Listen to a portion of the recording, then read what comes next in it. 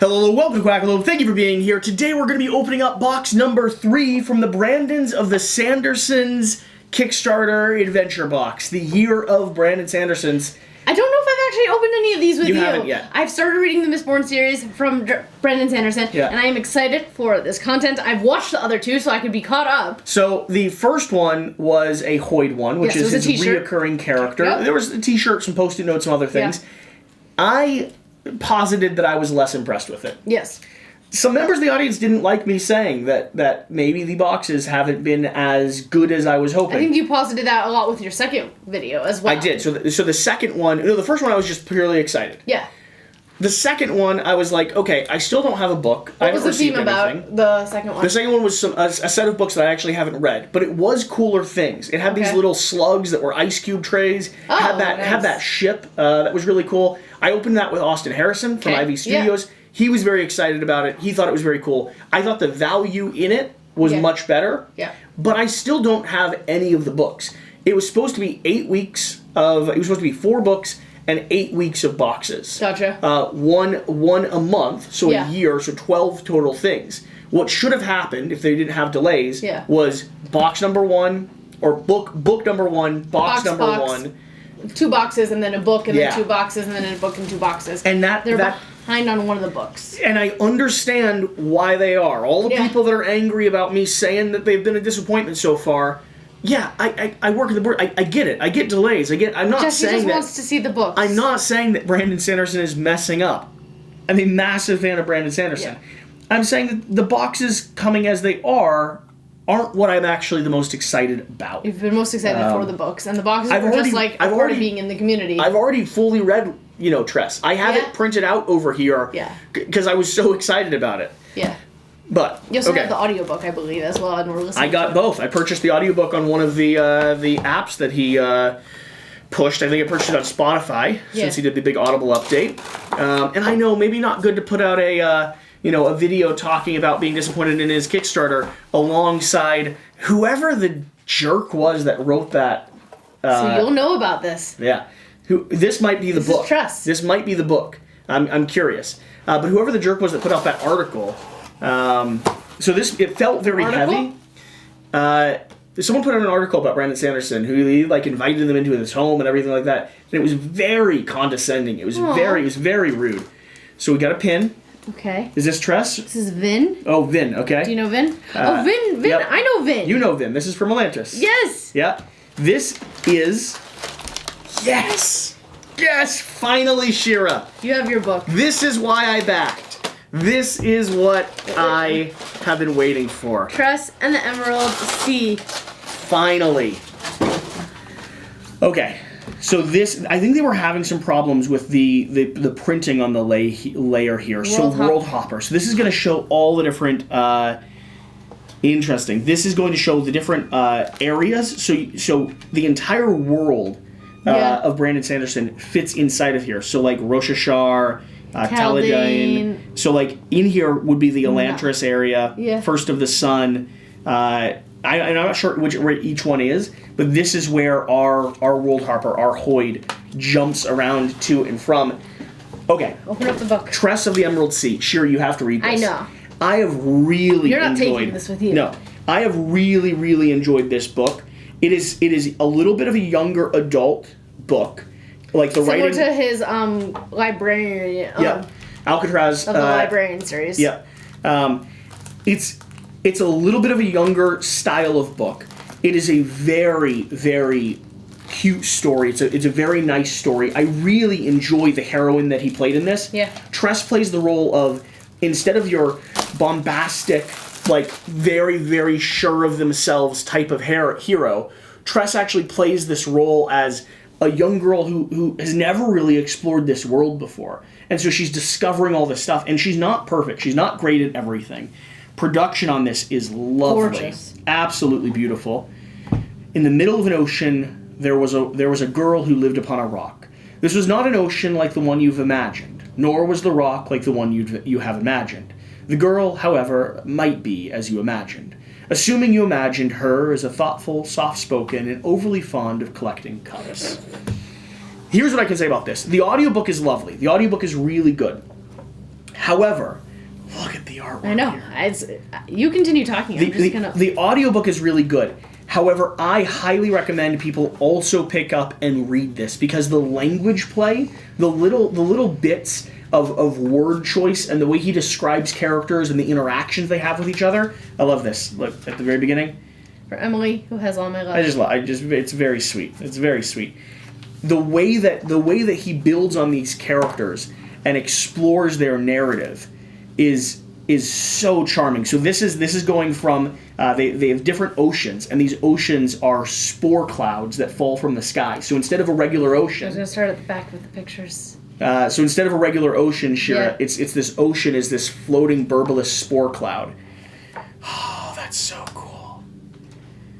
It's nice that you've read it and can talk to it. It's so cool. I'm so excited for you to read this one. Yes. The artwork is black gorgeous. And white. Oh, this is so cool. The dragon. Touch of gray. A touch of red. Yeah. This is what I wanted. This is...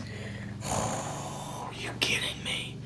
So you send me this, and then you send me one of the box with, like, the collectibles, the little pieces, and I'm sold, I'm in. But we just hadn't got this yet. We hadn't got here. Yeah. Here's the next one. Yes, look at that.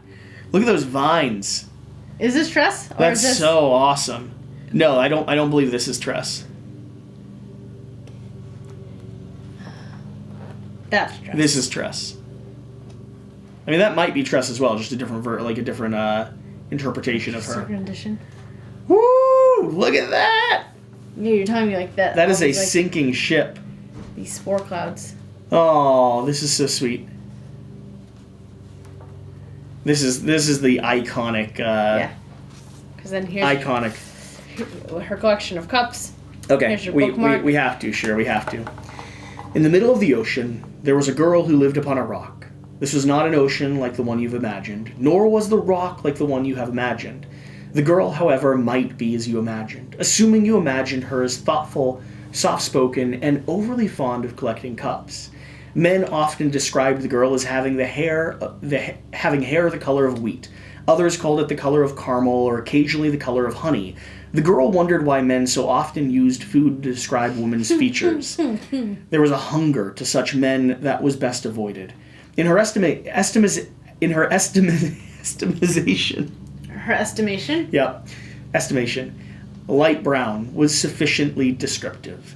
Though the hue of her hair was not its most interesting trait, that would be her hair's unruliness. Each morning she heroically tamed it with a brush and comb, then muzzled it with a ribbon and a tight braid. Yet some strands always found a way to escape and would wave free in the wind, eagerly greeting everyone she passed. The girl had been given the unfortunate name of Glorf upon her birth. Don't judge, it was a family name. But her wild hair earned her the name everyone knew her by, Tress. That moniker was, in Tress's estimation, her most interesting feature. Tress had been raised to possess a certain inalienable pragmatism.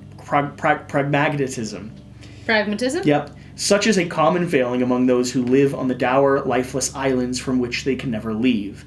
When you are greeted each day by a black stone landscape, it influences your perspective on life.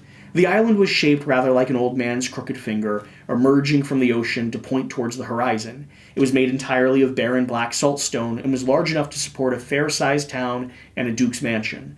Though locals called the island the Rock, its name on the map was Diggin's Point.